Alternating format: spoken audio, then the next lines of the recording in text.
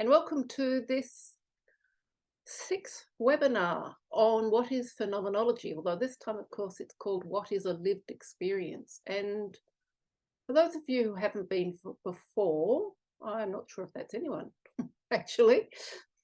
Who hasn't been? Yeah, Danielle, yeah.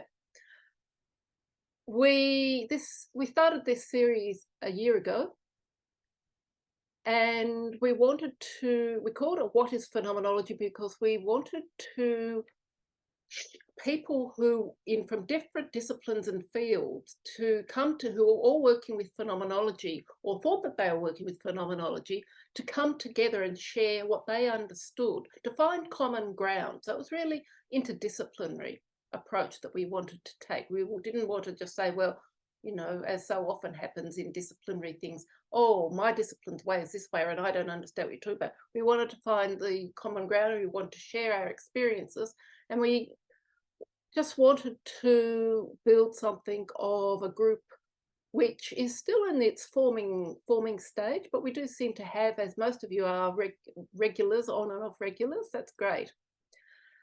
But we've just had, as you know, a little break. Our last one was in May, and we decided in this one and the next one, which is in a month's time, we wanted to do a bit more of a deep dive into what comes before those 4 steps. So I'm going to bring up some slides shortly. Oh, here comes our Indian guest. Just wait till she... So what was I saying? We wanted to go a little bit, as Henry Bortoff might say, back upstream to look at what is it to experience? What do we mean by the term lived experience? Or what is it to experience? Is it different in phenomenology to as in a general term, which I think, you know, most people know that it isn't, it is slightly different, but also to look at this step of how one actually experiences. Hi, Rowena. Lovely to see you, see you. Hello. Sorry, I'm a bit late. It's okay. So what we're going to do is I have a presentation which is going to take about 15 minutes or 20 minutes to unpack some of these questions, and then I have an exercise that will take about 10 minutes, which we're going to do. We might need a slight break after that, I'm not sure, and then we'll have some discussion. Then Jude, as he's now calling himself, is going to lead us through an exercise as well. And the 2 exercises we're going to look at are both based on, or both relate to, sorry, I won't preempt you, Jude, about this, on Arthur Zajonc's cognitive breathing exercise. Now, I think everybody would have got the reading. I hope you had some time to have a glance at it, particularly those, I think it was those 3 pages, which he actually talks about cognitive breathing. And you might think, oh, but this is actually a meditation. This is about meditation. And in fact, it is from a book, Arthur Zajonc's book called, I hope I get this right, the right way around. Is it Meditation as Contemplative Inquiry, isn't it? Yeah, it is. That's right. And Arthur Zajonc, I've chosen that exercise partly because a number of our presenters over the past year have referenced him. We had at least 2 others besides myself talk about how they had drawn on Arthur Zajonc's work. Not his meditation work so much as his phenomenological work. But Arthur Zajonc, for those of you who don't know anything about him, I did put in one of the emails a link to his website, but he started life as a physicist. So he's an American physicist and anthroposophist who became literally, you might say, very immersed in phenomenology in the 80s and 90s and wrote quite a number of sort of definitive articles about phenomenology. And then he moved into contemplation, and he was a founder of an organization called Contemplative Mind in Higher Education. So he's very much was looking at how to bring contemplative practice into higher education environments. However, when you look at his work, knowing that he is both a phenomenologist and a physicist in his background, you can see how he developed his approach to meditation out of his phenomenological work. And I used it, as I said, a number of us used his work in our own phenomenological research. And I know for one, I found it a very useful way of that initial developing a phenomenological attitude or developing the capacity to experience things in such a way that we are then able to inquire into what is the phenomenon behind the experience. So I'm going to now start some slides and unpack that a bit more.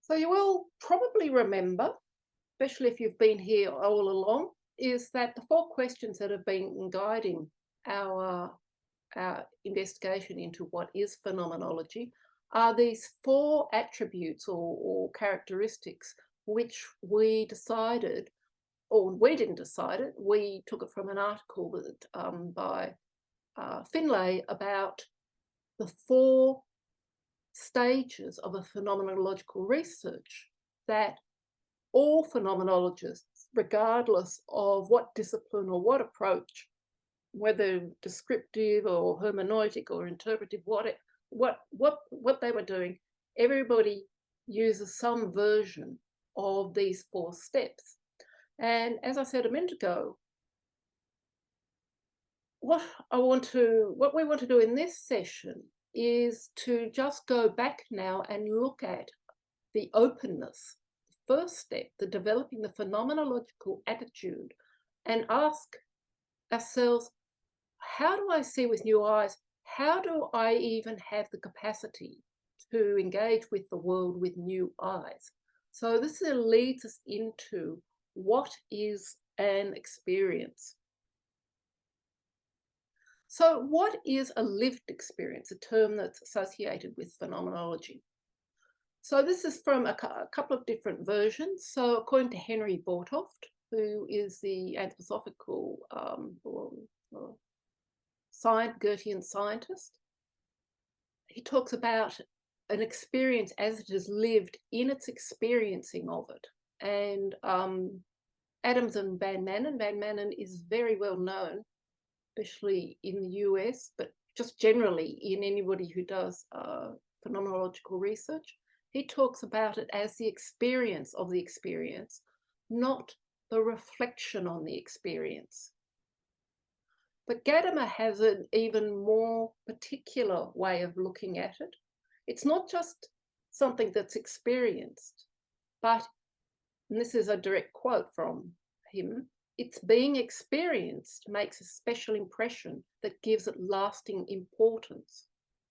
So we have these 3 different, slightly different versions, which are all take us a little bit away from, oh, a lived experience is one, that I lived through, or it's a lived experience is one that I have first-hand experience of. It's actually not looking at, it's a more intense experience, and it's not looking at the reflection of the experience, what happened after, or how I thought about it a few years later, how I conceptualized it. It's into the experience of it. What brought up, to use his term that I always love, going back upstream into the experience.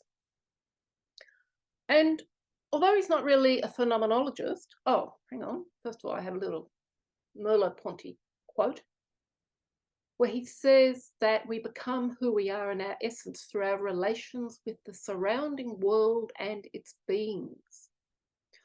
And John Dewey, the educationalist, who isn't really a phenomenologist, but nevertheless had quite a lot to say about the nature of experience, he talks about how he describes there is a difference between your everyday experience and what he calls an experience, or the kind of experience that Gadamer would say makes a special experience, is a special impression, or something that is much more intense, so that when we look at that Merleau-Ponty quote, we become who we are in our essence through our relations to the surrounding world and its beings.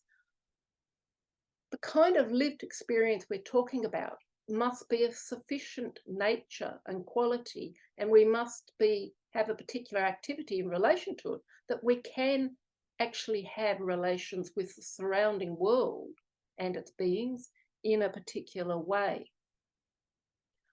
So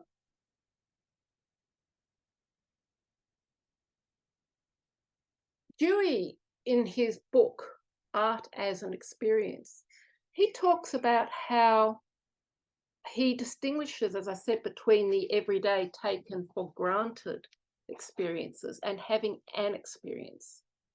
He says that in the everyday sense, things are experienced, but not in such a way that they are composed into an experience.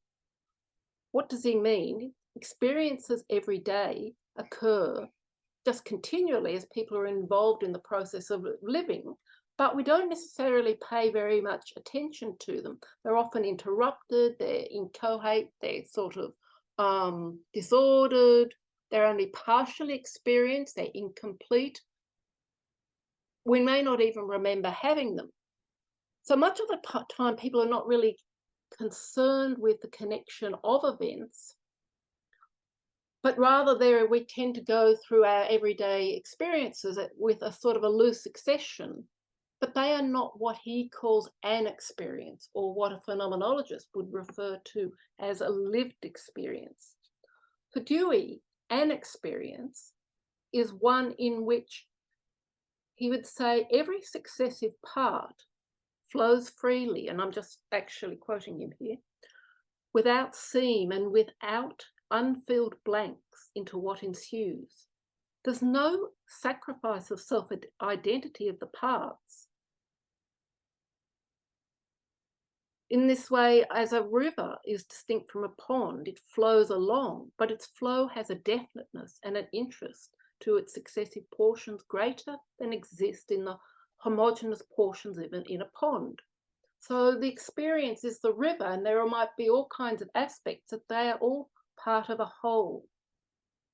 In an experience, flow is from something to something, as one part leads into another, and as one part carries on from what went before, each part gains distinctiveness, and so there is an enduring whole, but it's diversified by successive phases. So, and he goes on to say that in the experiential world in which we live, when we're having an experience, there's this continual merging from these different stages, as he said, in the river, there's a continuous merging of these successive aspects of the experience, but there's no holes or breaks or dead centers as there can be in an everyday experience. Although there are pauses, places of rest, they punctuate and define the quality of the movement. And there's this ebb and flow that sum up what's been undergone and prevent its dissipation and idle evaporation. So one can get from Dewey's understanding what is an experience, and from those previous quotes about, particularly Gadamer's, about the special impression they make on us, that the kind of lived experience that we're talking about and that we require in order to penetrate into the phenomenon behind it has to be of a particular quality. So the next question, though, is how much these days do we have a capacity to have such experiences? How much of it just goes past us? And then sometimes we might think, oh, oh yes, if only I'd paid more attention, or maybe we have had a profound experience, or maybe it's not even particularly profound. You know, we've been immersed in a film, we've been immersed in a piece of music, but then, you know, the mobile phone rings, or I have to go and do something else. And there's no sense of allowing the experience to sink down into us as an impression. So one of the things that, when we think about how we might strengthen our capacity to have such experiences, we need to be more attentive to them. I subscribe to an organisation called Mind and Life, which is very much to do with, it has a lot of physicists and scientists and also people involved in meditation. And they sent me, I get something about every week or so, and they were asking the question recently, how much are our digital lives affecting our capacity for attention? I mean, I think we can all agree that the digital world has an enormous effect, detrimental effect on our capacity for staying engaged and for our attention. But they also said that we need to stay embodied. How do we stay embodied? And as this quote says, attention determines the moment-to-moment experience of our lives, how we interact, feel, remember, think, and perform. Its influence on all of these functions is why attention is powerful. So they're really drawing attention to our capacity to be attentive to our experiences, to our capacity to be aware of them, to be conscious of them as they are happening and fully engaged in the moment. And this is where Arthur Zajonc's work comes in. Now, Arthur Zajonc, before we talk about cognitive breathing, I just want to talk about cognitive, what he describes as the cognitive dissonance, the benefits of cognitive dissonance, which he says that really an ability or a tolerance for unlikeness and contradiction can stimulate our imaginative faculties, but more significantly, it can act as a disruptive force to our pre-existing and habitual ways of seeing the world. You know, it really can break up by working with this cognitive dissonance. It can shake us out of our everyday, taken for granted way of viewing the world and make us more attentive. So this ability to move between contradictions and polarities without, in fact, even feeling the need to resolve them is at the foundation of his cognitive breathing exercise, his cognitive breathing model. And he also talks about, you know, the benefits of holding the friction of contradictions as a way of being very much awake to the moment. But the other way he talks about is which then he turned into this activity of what he calls cognitive breathing, which of course in the reading that I sent out in that whole first chapter is leading up to his exercise of cognitive breathing. So going through these different stages of wonder, which we talked about back in some of our very first sessions about how wonder is one of the gateways to developing new eyes. So I'm just going to go into his cognitive breathing exercise now, look at it in a little bit more detail. So it's based, we have this lemniscate form in the activity. And on one side we have the focused attention, and on the other side we have the open attention. And one is focused attentiveness to the center, and the other side is open attentiveness to the periphery. So it's moving between these two polarities, but working in this quite harmonious way. And so the actual diagram That's a very blurred version that comes out of his book, which I just had to enlarge because there wasn't anything else I could do with it. I don't have the book with me. And he says about cognitive breathing that he developed it as a technique to facilitate a kind of active receptivity required not just for meditation, but also for implementing or for leading us into the phenomenological attitude, which we've spoken about in these previous webinars going back a year. And it's a very structured approach. It's a very disciplined approach, and it relies on a kind of both a mental silence as well as developing attentiveness, but also this open attention, this receptivity, which nevertheless isn't passive. So cognitive breathing develops our capacity, our ability to shift at will from focused attentive state to an open receptive one, and for us to stay longer in an experience and deepen its imprint on it. So really, it has this ability to strengthen our capacity for having Dewey's an experience and then retaining the imprint of it. So the exercise that we're going to do now is in fact an exercise. We're going to do Zajonc's 4-part bell sound meditation. It's a very simple version of an exercise that uses cognitive breathing, moving between the active and the receptive. And what I hope this is going to work, is that we're actually going to listen to it. Arthur Zajonc is going to lead us himself through it. So I have a recording of Arthur Zajonc here. And it's about 10 minutes long, and it's going to, in a classic kind of meditation process, it's going to ask us to sit back, allow ourselves to come into our body, become aware of our breathing. And that goes on for a few minutes. And only then does he move us into a guide through the meditation. So any questions from anybody before we start?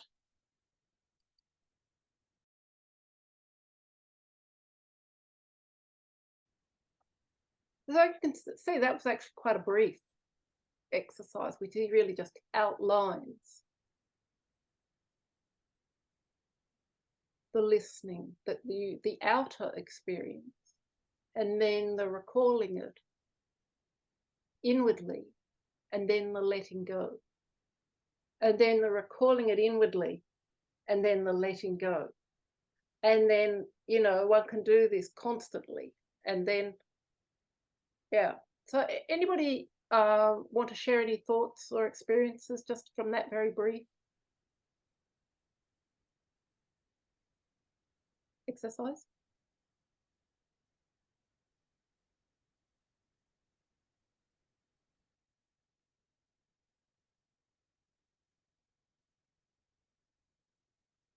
Nope. No. No, I'm happy to share. Yeah, good, Daniel. So when so in the last moment when he said just observe the images that come to you once you've let go. So two very quick, distinct pictures of places I've been to with bells. One was in Russia, one was in Germany, and then a third picture came of when I'd actually been through a Buddhist opening ceremony for an office that I was in. So that would have used a similar kind of bell. It was very interesting how that memory I found was activated with visual imagery. Mm-hmm.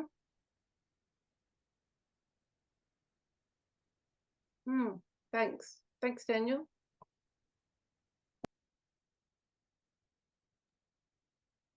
I'll say something. I found it to go back to it and come forward again and go back. I found that quite interesting, that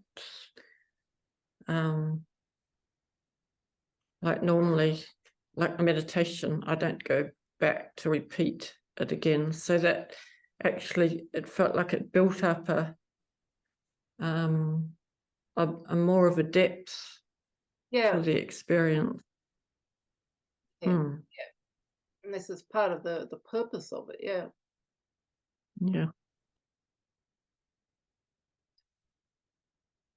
Not just that it builds up a depth to the experience, but for our capacity to deepen the experience. Yeah, to go, because I must say, I mean, I used to practice this a lot. I used it all through my doctoral research. When I've been working sort of intensively with the material from it. But I realized doing it just then, I haven't done it for quite a while, and I realized the difficulty I have both being 100% focused and then 100% receptive and then 100% focused. Yeah, I tend to slip a bit between, so I'm focused, but something's already out on the periphery, like Daniel, I had a memory, or I had a visual picture actually come up. And then when I go to be receptive, I started to hear the bell again. So I realized how weak my actual, to actually go from one polarity to the other, this breathe, that's why it's called a breathing, it's like you breathe into the experience and then you let it go. And the strengthening of the experience comes from as Kate, said, not only that you keep going back to it. And if you remember in our previous webinars, we've talked about, people have talked about the importance of immersion into the experience. You have to continually immerse yourself back into it. But there's also, Zajonc really sees the importance, which is of this letting go completely and allowing the after image, but developing this capacity for receptivity. And when I use it for what I call my exercises, and some of you will have done with me, called on beholding, which I use for the pictorial image, I often ask people, or for plant observation or something like that, we go a little bit further and I ask people to, did they get an after image? Did an after image come up? I want to, next time, I want to talk a bit more about the after image aspect of it, but how that it's an excellent sort of exercise then, that you keep going backwards and forwards between the two many, many times.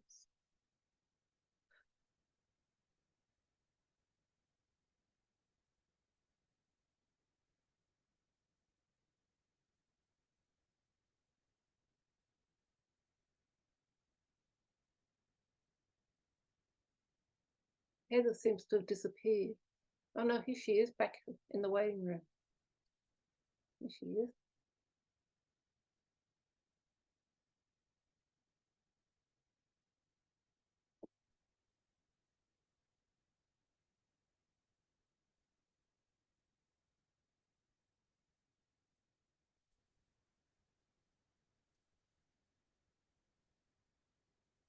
Hi, Heather.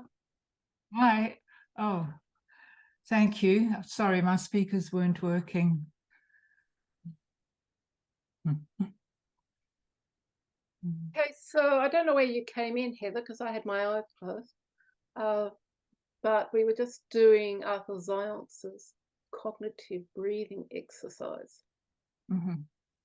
And I don't know if you had the opportunity to read the article. Yep. Out. Yeah. About it. Yeah, I did. Yeah.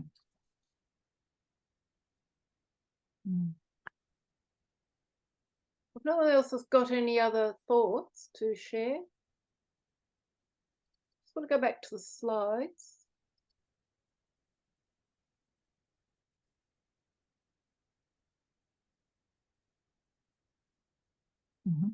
Of course, this is the actual, this is the diagram that I think is in the excerpt that we sent out. And of course, as it says, it's laid out very much for meditation. But we can also see in it steps that have been outlined in various presentations in our previous webinars. I mean, he's called it humility here is the gateway. He called it humility, but I noticed in the actual bell exercise, he said, open yourself with wonder. And it's one of these things of the first stepping stone into developing a phenomenological attitude, is the capacity to put aside one's everyday way of looking at the world and experience that literally, you know, in wonder. One opens, you know, it's that, I open myself to the world in order that one can receive something from the world.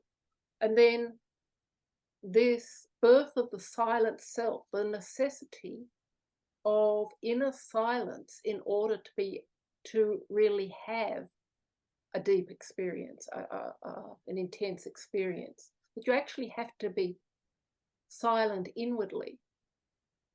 You know, we've all got this mental chatter that goes on and on and on. Well, probably quite a lot of the time. That have to learn to still that.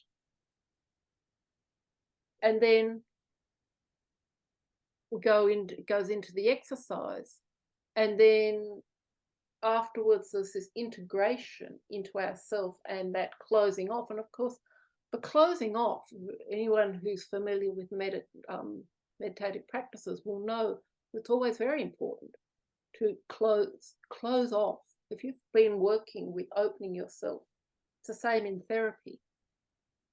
You know, if you're a therapist and you've just taken a client through a session, you actually have to close off the session. You have to bring them back into themselves, or you have to close the door on the experience before they go off out into the world. Otherwise, it can be quite detrimental. Yeah, you open something. I've even had that with massage. I've had a massage, and then it's all been a bit rushed, or something's happened at the end, and I felt really a bit out of myself going off getting back in the car or something like that. Don't know if other people have had such experiences also. Because, as I said, this is his meditation path, but nevertheless, one of the things that we might ask ourselves is, can one actually, how can one actually develop these states, the wonder and the inner silence? I mean, in order to be ready to have our experiences, yeah? I mean, we can't, you know, a meditation is something that we put ourselves aside. You know, lots of people I know, 7 o'clock in the morning, they put aside an hour silence in the house. No one must make a noise while they do their meditation. And it's all, you know, very prepared. But how does that translate to phenomenological work? Can it translate? I mean, if you're out, you know, yes, if you go out to observe a plant, you can do it, but how does one be prepared, or can you be prepared to always have the capacity for deeper experiences?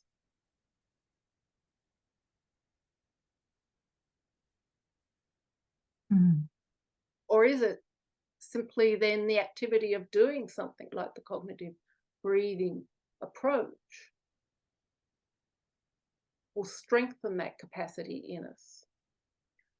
So just to leaving you with that before we go on to Jude's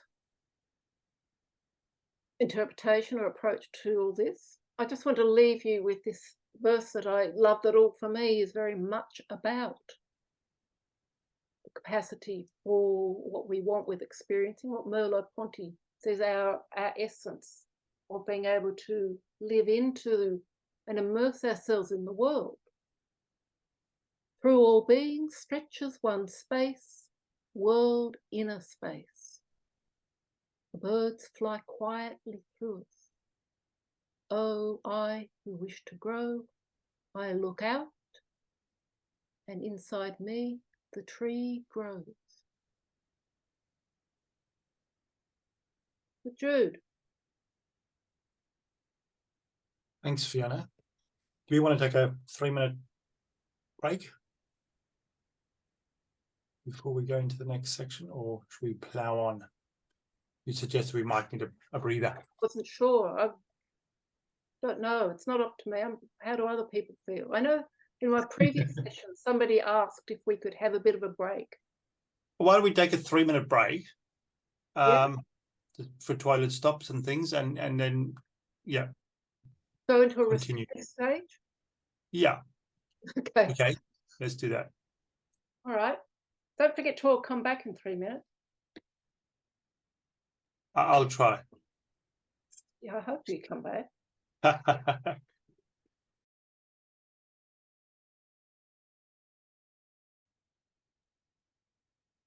Okay. Thank you, Fiona. Right, so in this part, I'd like to, for the rest of the evening, I just want to add, out of the last contribution that Fiona so beautifully presented, 4 thoughts that came to me to extend our understanding of what was there. So I'll add those 4. Then I want to take us through an exercise twice, which I will explain when we get there. One would be to try it very much in the mode of the cognitive breathing, and then I would extend that a second time with what I'm calling a contemplative method. And Fiona and I have an ongoing conversation about what's the difference between what I'm trying to do and what other people are trying to do. And it's very difficult to explain because, you know, all phenomenology has these 4 parts, and we're describing similar processes with slightly different words. And to differentiate it more precisely is part of our endeavor, because my first sort of thought on this is, why are we doing, you know, at another level, why are we trying these webinars? Why are people writing books like Arthur Zajonc's book and other articles that we're reading? And I think from what I've seen and what my own understanding is that we try in these different methodologies, or these different methodologies of coming to understand things, there's this, you know, traditional impasse between hard science and soft science, or qualitative or quantitative research.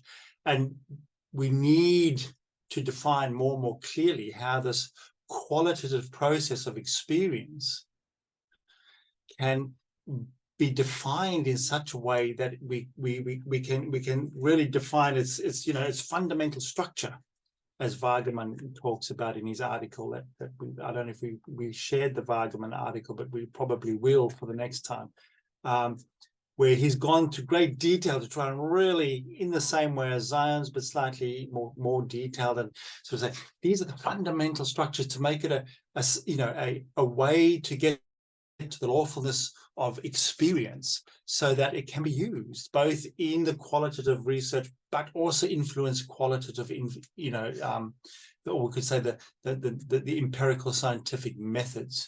And that's part of what our endeavor is in this, is for us to really become fluent in the fundamental structures of meditation or the phenomenological process, so that we can find reliable understanding. Because of course the criticism or the critique of phenomenology is it's just personal experience. But as we grow and explain these processes, we start to realize there's some really fundamental structures that we can ground our experience on, and through the processes that have been described, also then critique and bring our experience into conversation with the field of knowledge that we work in, and therefore come to an understanding.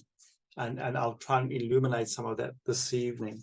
The second sort of thing with that is, one of the critiques of hard science at the moment, someone like Tom McLeish, who died this year, he gave, I think I've spoken about it before, he gave this wonderful lecture, the Robert Boyle lecture in Scotland, about, it's the science departments giving, insights into scientific method. And he gave a lecture on the 4 wrong turns of scientific method in the last 400 or 500 years. And one of his wrong turns, or we could say unfortunate turns in scientific method, is to assume that empirical science is objective, that scientific knowledge is objective. And so science has, squeezed out experience in scientific research, empirical research. And there's this big voice returning, Arthur Zajonc being one of them, who is a physicist, and saying, no, we need meditative experience to bring depth to our understanding. So we can start to grow more confident in standing upon these things, that science isn't just an objective experience. It's more about how do I, again, integrate language, what I have experienced, so that people in my field of knowledge can critique it, but also can come to learn to critique my experience in relationship to their own experience. It's what Gadamer possibly calls the fusion of horizons, my horizon and the horizon of the author or the other person. Do we find a method where these horizons can come to inform each other? A very simplistic interpretation of that. So then I wanted to also extend a little bit, or bring another not extend, but just another aspect of Dewey's understanding of an experience in his art as experience, as Fiona's already quoted from. I'll just try to bring 2 sentences. So an experience, she calls it, is inchoate, but things are experienced, but not in such a way that they are composed into an experience. So experiencing is merely being present when something happens. In contrast, an experience has unity and continuity inherent in its structure. An experience results from an intentional action where, quote, the material experience runs its course to fulfillment. I participate in experiment as an example in a science class, and then reflect on what I observed. Whereas experiencing simply ceases, an experience is marked by consummation. In other words, it comes to a fulfillment, an experience. And I find that quite a helpful differentiation. Experiences, Fiona already explained it very well, where, we just have these gaps and that, but an experience tends to have a consummation in what resounds with me in a lasting way. I thought that was, for me, has been a useful sentence in that, no different to what Fiona already said, but a useful extension, or a useful another from that same work. Just saying that. And then the third thing that I wanted to bring is this thing of cognitive breathing. I think it's already been expressed. I think Kate and Fiona expressed this. It's so helpful to have permission to breathe while I'm meditating in my thinking. To be able to say, I've just got to focus on this thing, and if I can't focus for more than 2 minutes, my meditation has failed. Whereas if I can move between this focused attention and the open attention, and move backwards and forwards, to learn to really have this as a constructive function and a constructive form of meditation, to not allow distractions of my own observation of myself in my experience, but to say I'm now breathing into the open, but I'm losing it, so I'm going to go back to the focused attention, is a really constructive guideline for that. But I'd like to also just then bring a fourth part to that, which is where Wagemann talks about this. He says, of course, while we're doing this breathing, when we are on focused attention with our consciousness, we have to be aware, the other half. So where the open mind, the open attention and the focused attention are always present with each other. And so while I am in focused attention, I have to be aware I have to focus my attention upon my own attention. Yeah, so I have to, while I'm focusing my attention on the bell sound, I also have to be aware that my attention isn't being distracted. There's this dual, I have to be aware of what's out there that is not pulling me away, not to pay attention to it, but I've got to have a part of my attention holding myself from distracting myself. And the opposite is true when I am in the open attention. I have to then be aware of what's going on inside of me. I have to then be aware of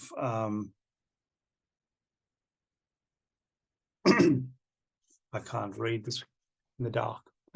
But when I'm in the open attention, I have to be aware that my inner, I have a part of my attention making sure that my inner machinations of my soul are not pulling me back from that open attention. So we've got this focused, open dynamic in two ways, and to just allow that as a technique, as a structure, in our own, as Fiona said, in repeating this cognitive breathing, to become more familiar with that as a way of approaching meditation.